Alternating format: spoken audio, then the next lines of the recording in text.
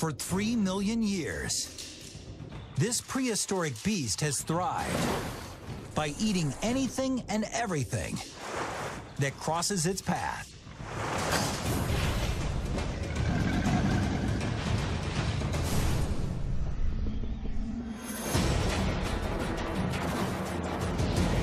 The Nile crocodile, one of the world's great predators, seen like it's never been seen before. From the inside out, through the eyes of Predator.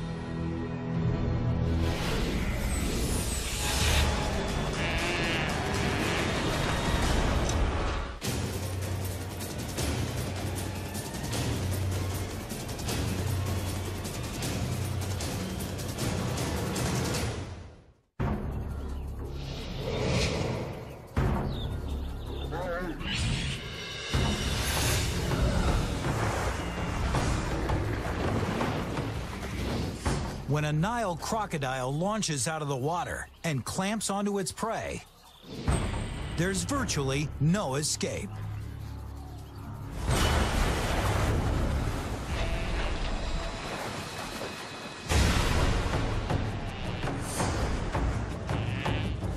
His 65 teeth are connected to some of the strongest jaws on the planet, producing a bone-crushing 1.1 metric tons of bite force. For its size, a bite more powerful than a great white shark. But unlike a great white shark, a crocodile doesn't tear its prey apart alive. It uses its powerful jaws to pull prey underwater, long enough to drown it. These jaws, able to overpower a panicked 225-kilogram animal, represent some of nature's most advanced biomechanical engineering. Fast twitch muscles give all animals, including cheetahs, great white sharks, and humans, quick bursts of speed and strength. But this croc has super fast twitch muscles in his jaws, which generates 65% more force than a normal fast twitch muscle. And with the hinge point of his jaw at the back of his skull, it increases his jaw's length, allowing him to generate more speed when he clamps it shut. His snap is a lightning-fast 9 meters per second, nearly 4 times faster than a rattlesnake strike.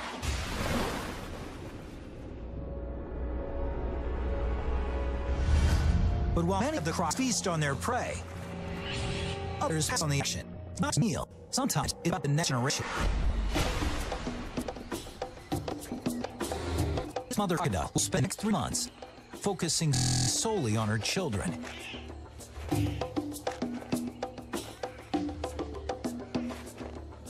She won't stray far, if at all, from her nest of 40 incubating eggs. One day ago, she caught a 5-kilogram tilapia, which yielded her 10,000 calories.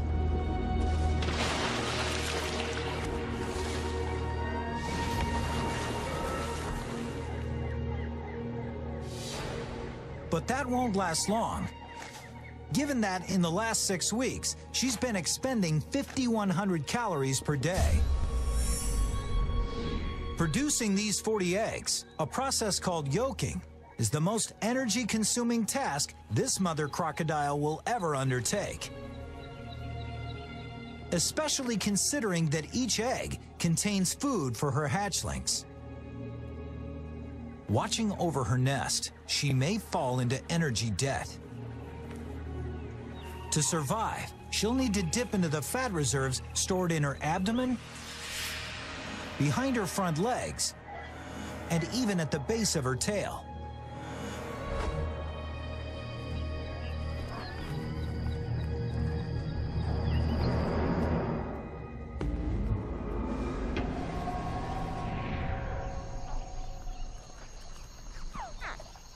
High-pitched calls alert her that her eggs are hatching.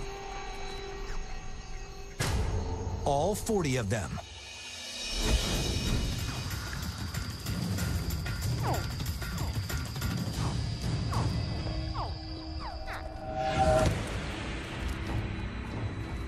But for many of these hatchlings, the first moments of their lives are their last.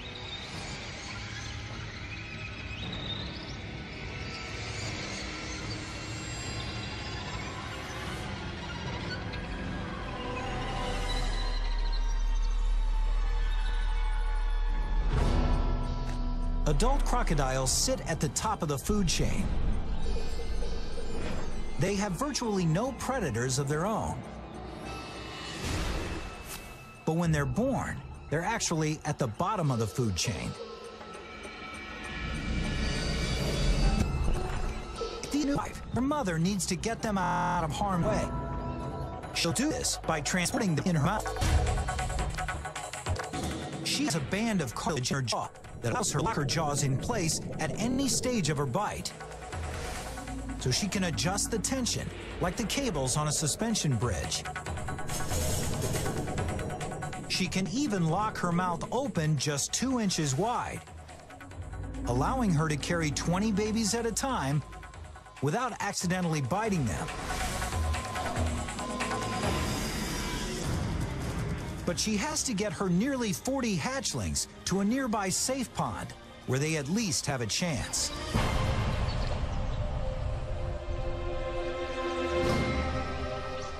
She'll need to make a few trips. And each time she does, she'll have to leave some of the newborns in danger.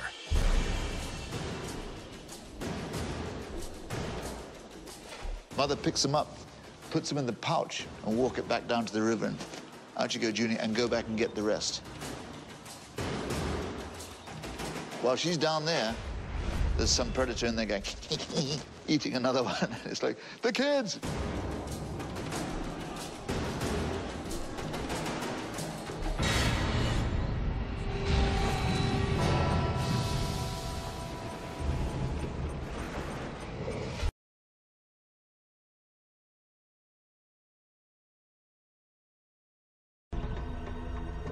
With her own energy reserves dwindling, this mother doesn't have time to go out on the hunt. She has to be constantly aware of the threats to her babies.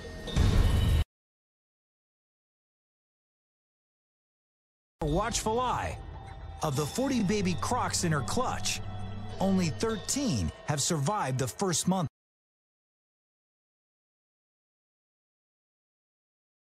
At 12.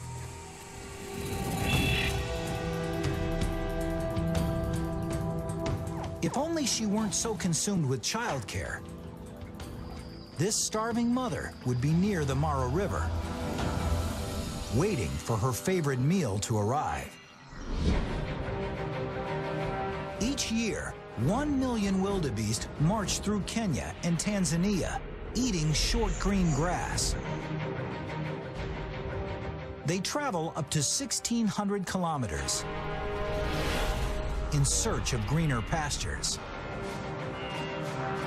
Why go to all this trouble for grass? Because the million wildebeest need so much of it, going through over 4,000 metric tons every day. And this search for short grass will inevitably force these wildebeest twice a year to cross the Mara River, where the crocodiles are waiting. You're sick, and suddenly your bed literally surviving. And the sound of a million hooves coming towards you.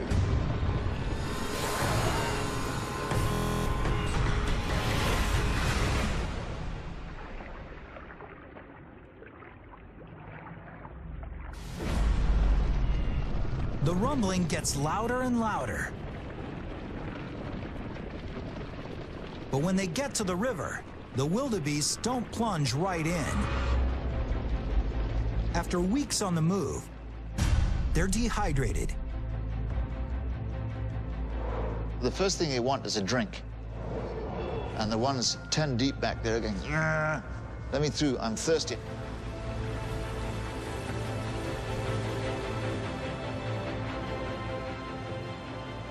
They're so desperate for a drink, they ignore the fact that just a few meters from their noses, the crocodiles are lurking.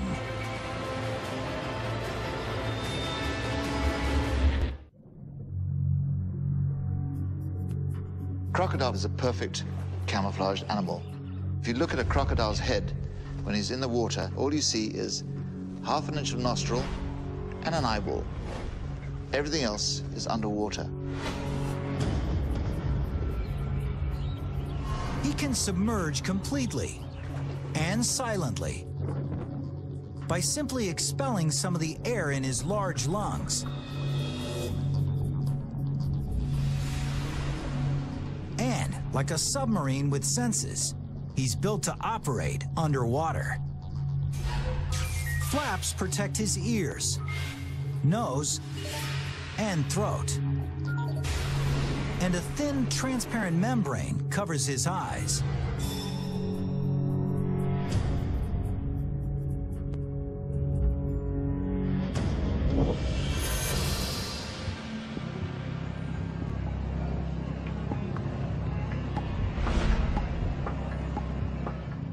The croc is a close-in assassin. He creeps toward his prey and sits tight. He's waiting for a wildebeest to come into his kill radius, 2 meters away. Outside 2 meters, his lunge will probably be unsuccessful.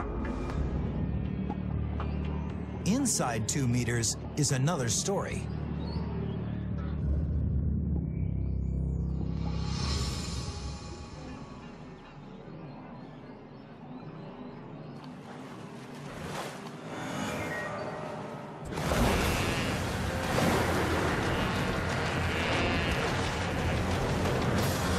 So, how does this croc explode out of the water at 12 meters per second?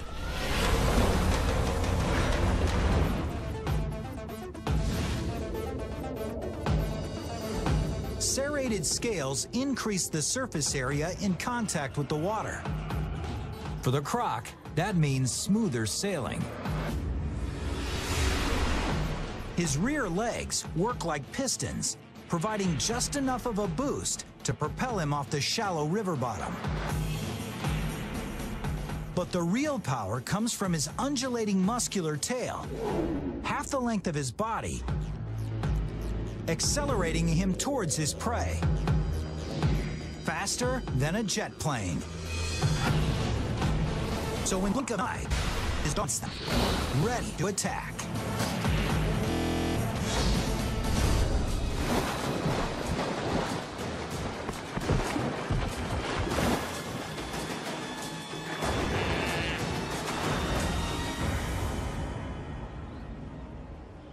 Now, the feeding begins.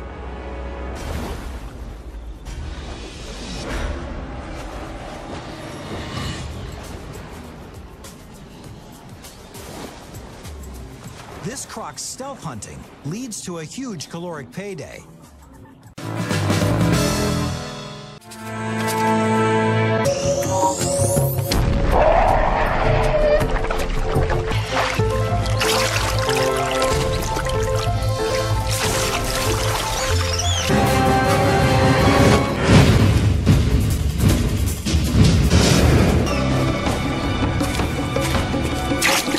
But even a...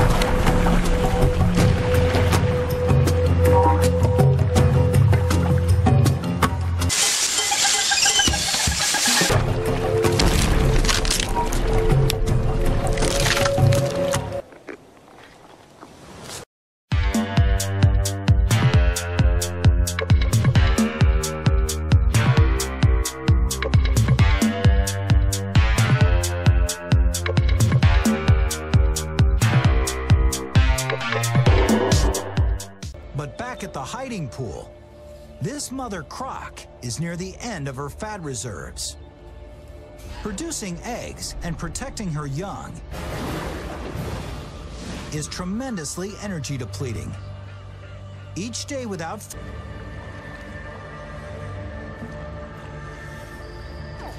What's worse, after starting with 40 hatchlings, only 12 are left.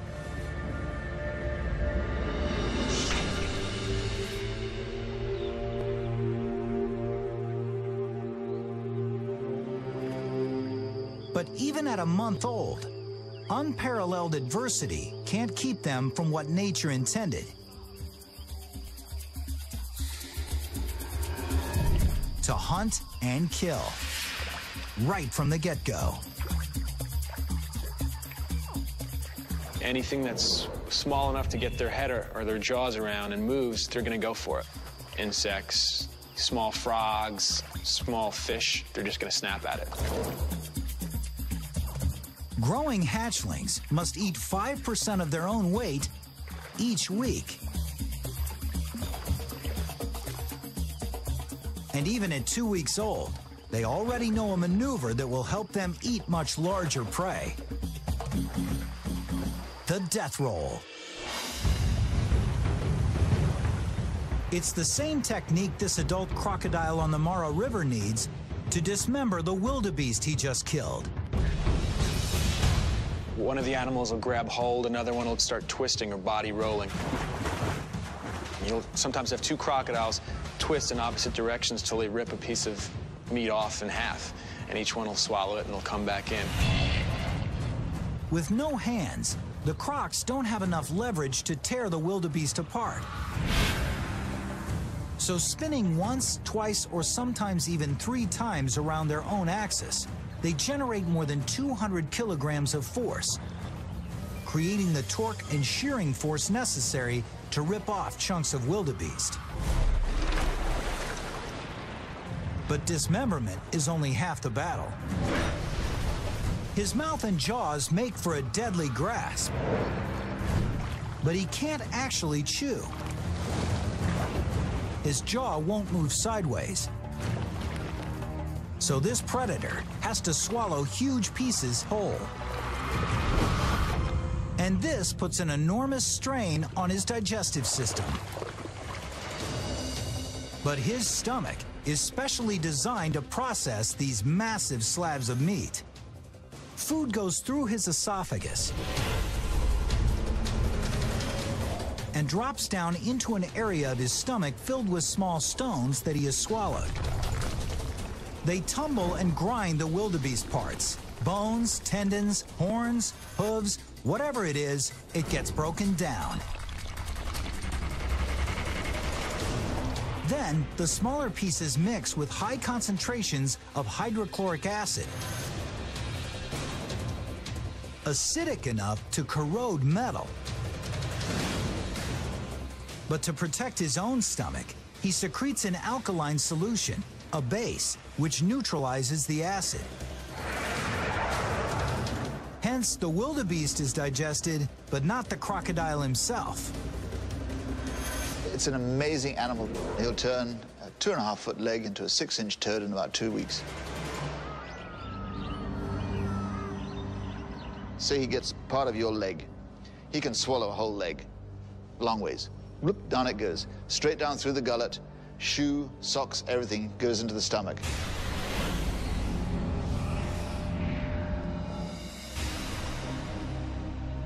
In the weeks of the wildebeest migration across the Mara, one crocodile can actually consume enough wildebeest meat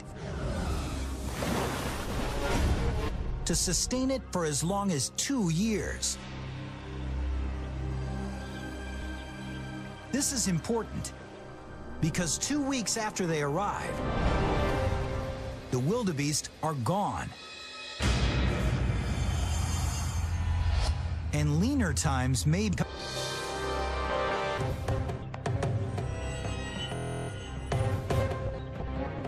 This mother croc, hatches already dying at an alarming rate, has a new problem. The high pool is evaporating.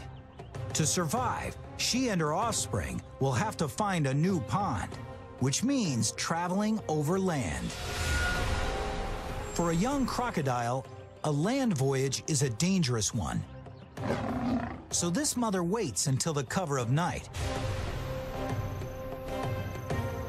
to take her babies on the most dangerous trip of their young lives.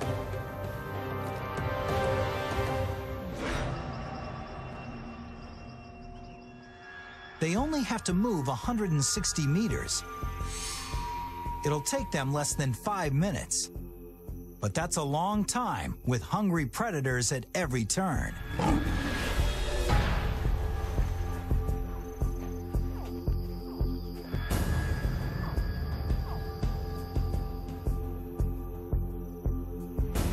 And when baby crocodiles are crossing those land areas, they become very vulnerable to other species that are going to eat them.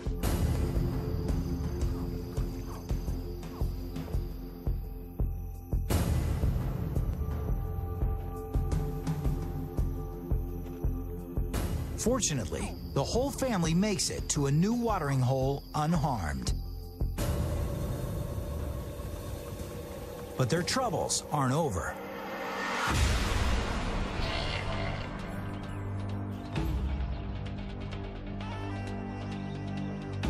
There's one predator these babies may not be able to avoid.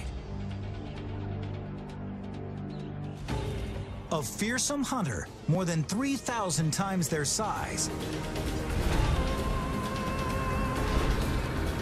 The predator they least expect.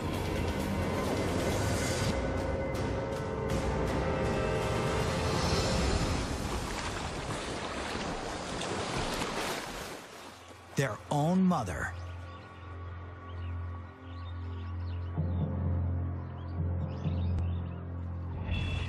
How can she eat one of her own babies that she's worked so hard to protect? Eating her young is a last resort. She needs the energy to keep herself alive so she can protect the rest of her offspring.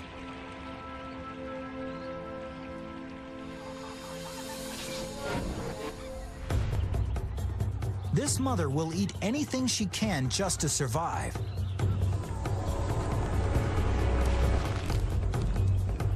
But the crocodiles at the river crossing have been having the feast of their lives, having each consumed on average more than 150,000 calories in less than 2 weeks.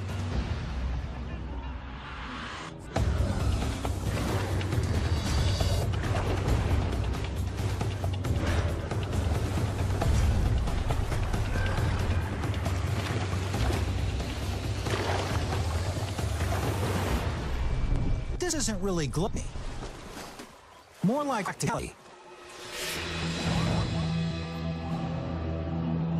You have to prepare for us with a good meal.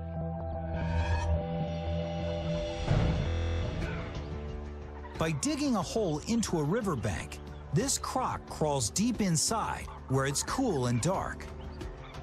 Then, the result of unique biological engineering, he can slow his body down.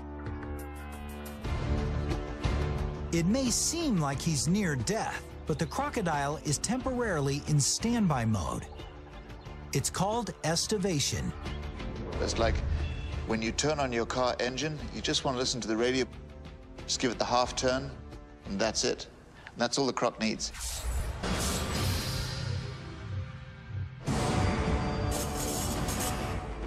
In this state, he needs very little energy to survive, and very little oxygen either. He breathes through oversized, efficient lungs, and he does it episodically, as little as a breath or two every couple minutes. His body temperature lowers to match that of his environment. Underground, it drops 15 degrees or more. And this drop drastically slows his metabolism, including his heart, which does something truly extraordinary, slowing from 40 beats per minute to 5. And he can stay that way for a year. Like hibernation in mammals, estivation allows him to conserve power until he really needs it.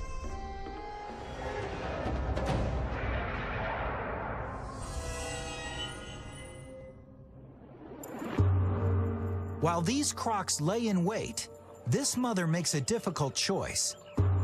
She needs to leave her babies.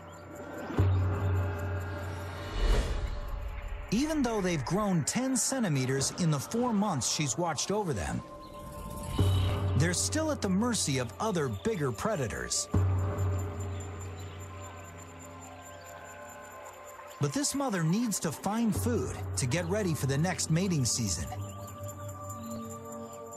It's time for the 11 remaining hatchlings to fend for themselves.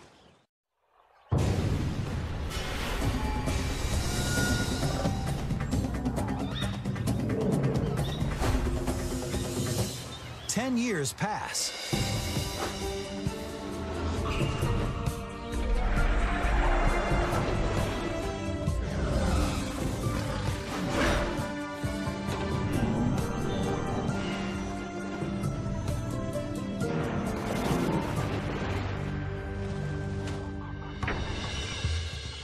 During that period, the mother croc mates 10 more times.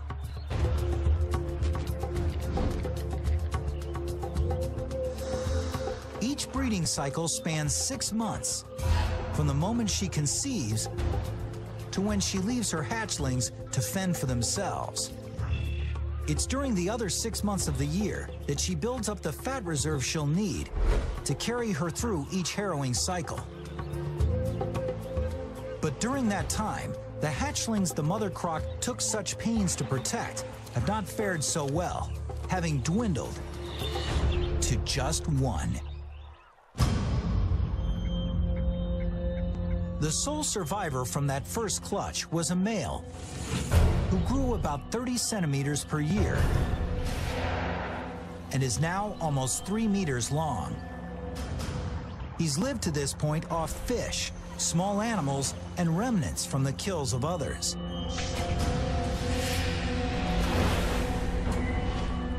As he gets bigger, though, so does his appetite. He's getting a little big just to sustain himself on birds, maybe a rodent or a lizard. He's going to need that large mammal. He's going to need those calories to sustain his growing body.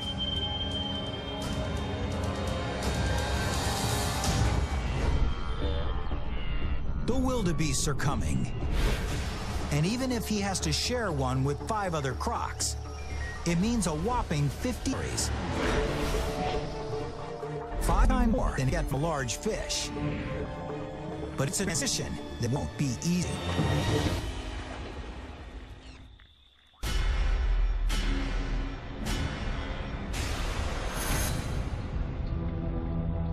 There's a certain pecking order. The largest animals are going to come in first and feed. He has to also remember he's competing with adults. If he doesn't respect the territory and doesn't get out of the way, they'll kill him.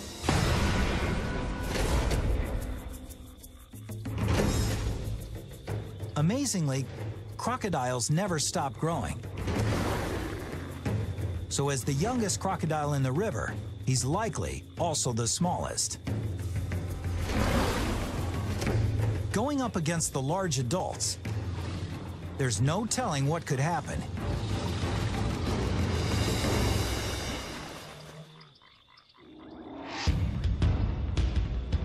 He finds himself surrounded by others twice his size.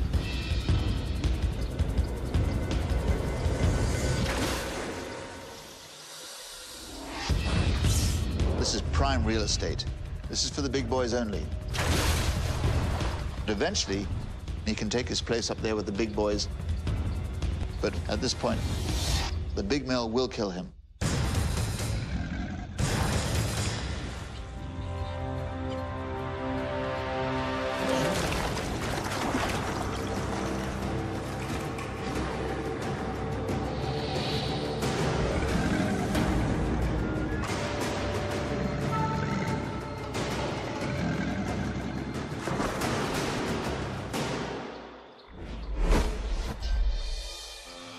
He's outmatched by the larger male.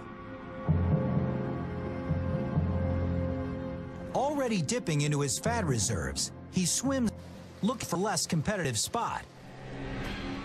But all he finds is more competition. So he leaves the Mara River entirely.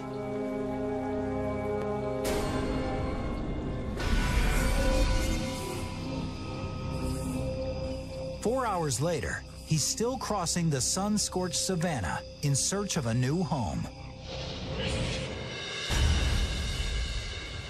Back at the Mara, the wildebeests are arriving. At first, they stand at the river's edge, leaning in to quench their thirst. They can't escape the inevitable, but they can postpone it.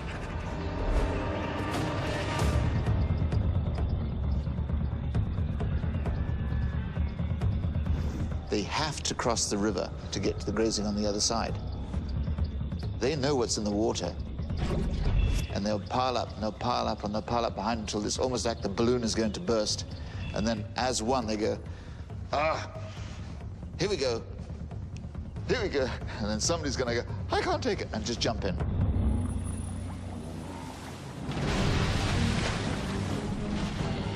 You'll get 1,000, 2,000, 3,000, 4,000 animals pouring across this 100-yard stretch of river. The wildebeests don't have many defenses against the crocs, but one of them is sheer numbers. The wildebeest has adapted over millions of years to be a herding animal, and the reason for that is safety in numbers. You got a lot better shot of making it to the other side if there's 1,000 other wildebeest with you.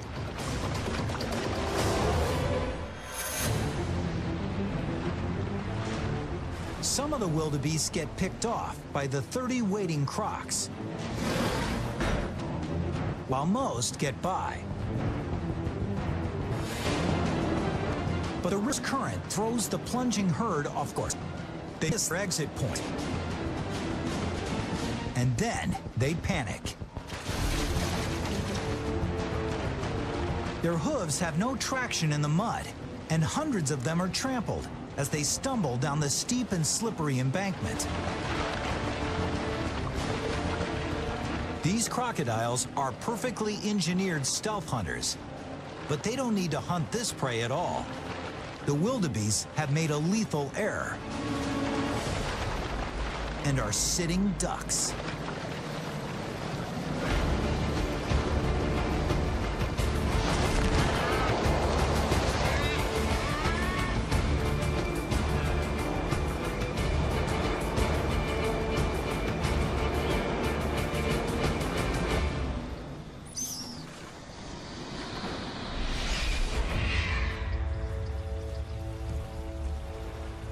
The body count is massive. So huge that where the river narrows, there's a dam of wildebeest parts.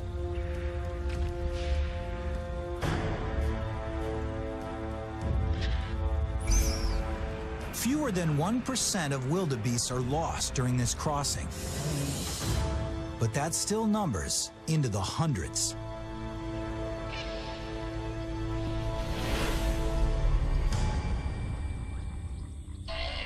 If the young crocodile had just bided his time, he could have shared in the overflow of wildebeest. And he would have easily eaten as much as the others. But now, he's tired and starving, trying to reach the next watering hole. His mistake may turn out to be a fatal one.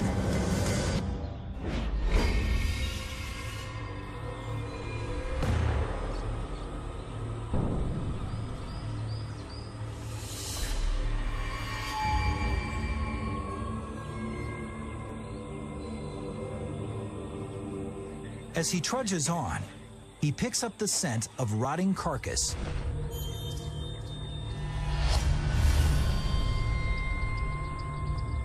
But it gives him no indication of where he'll find water. and the sun blazes high overhead.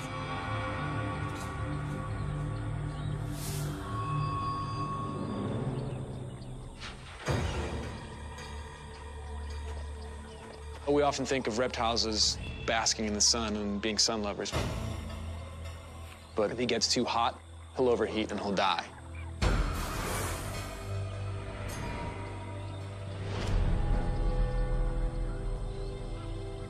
On the verge of overheating, he sees something in the distance.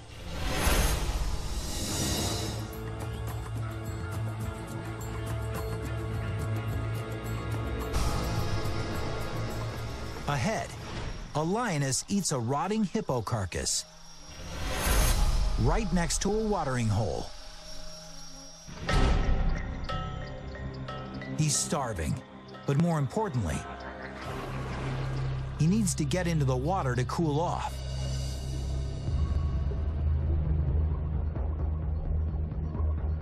So he can only watch as a pride of lions feast on the tantalizing carcass.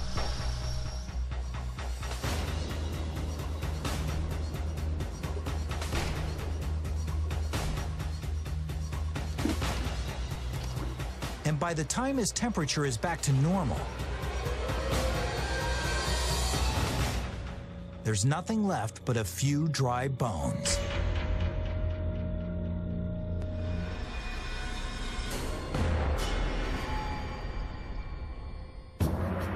So far, his new watering hole has yielded nothing. He's about to move on when he picks up an unmistakable disturbance in the murky water. He can't see it, but something's out there, some kind of prey.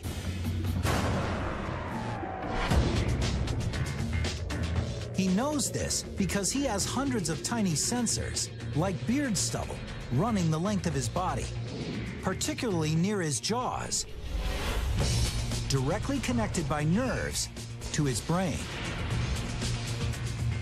A ripple hits a crocodile's jaws, and the croc can immediately calculate which side felt it more strongly and in what proportion.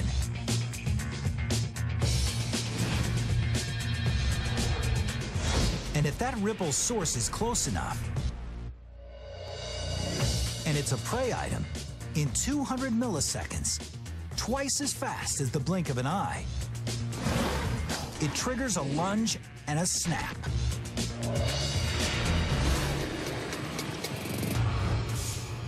But just before the source comes into range, a sound startles him. It's a mother croc diving into the water, headed straight for him. Suddenly, the source of those ripples becomes clear. A 2-day-old baby crocodile swims less than a meter away. 10 years ago, he was the hatchling being threatened by every predator in the swamp.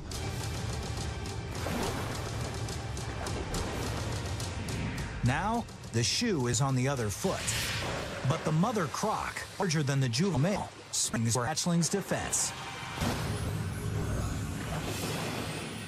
She's picked up all the time and she's very... Female will be all over him like a cheap suit. Smaller than the mother croc who's taken over this pool, he has no choice but to get away as fast as he can and find another pool to call home.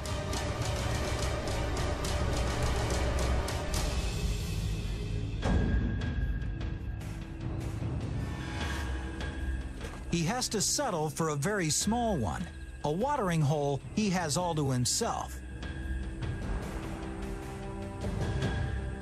But if it doesn't attract any big prey, he may not survive.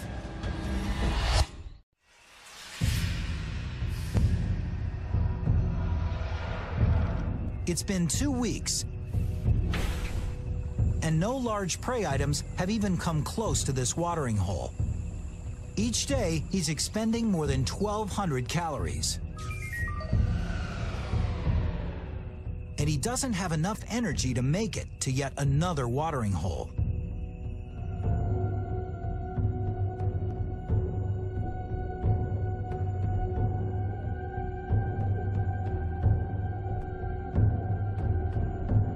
The young croc doesn't figure out how to get something he can actually eat. He's going to get weaker and weaker. He's putting more energy than he has to in order to get his food. And eventually, he's going to get too tired to grab anything even substantial. With the situation desperate, suddenly the sensors on his jaw pick up something.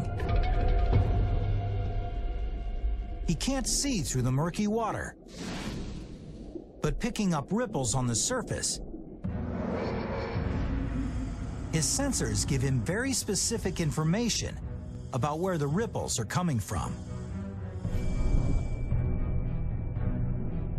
He swims closer and peeks his eyes above the water. 2 meters away is a 45-kilogram impala. The more than 60,000 calories could keep him alive for 4 months. But if he blows this opportunity, it could cost him his life.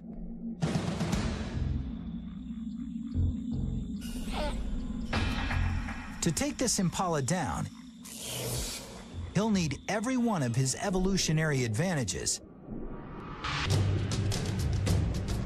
By exhaling just 20% of the air in his lungs, he can inhale 20 centimeters to the side. He slides slowly into optimal radius. His extraordinary stealth gets him into striking range.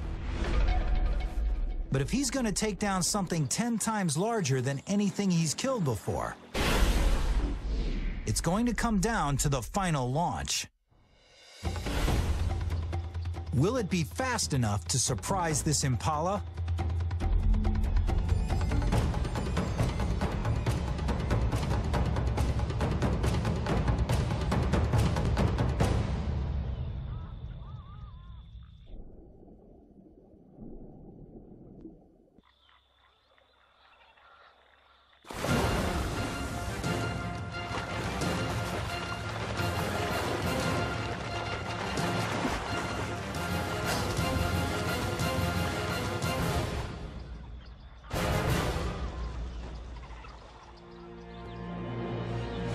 With spring from his legs, power from his muscular tail, and some of the most bone-crushing jaws on the planet,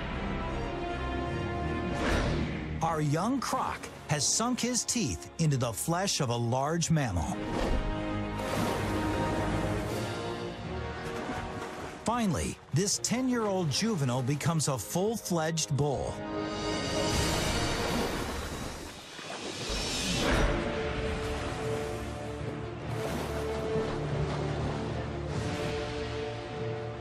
The 60,000 calories propel him on to his next hunt.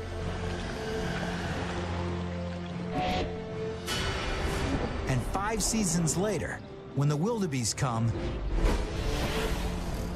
he'll return to the Mara River and take his place next to the older males. By then, his perfectly engineered body will be big enough and strong and active feast. When the lean time comes, to conserve energy, he can rapidly slow his body down. After beating the odds, he's now proven why Nile crocodiles are so successful and why they rule the river.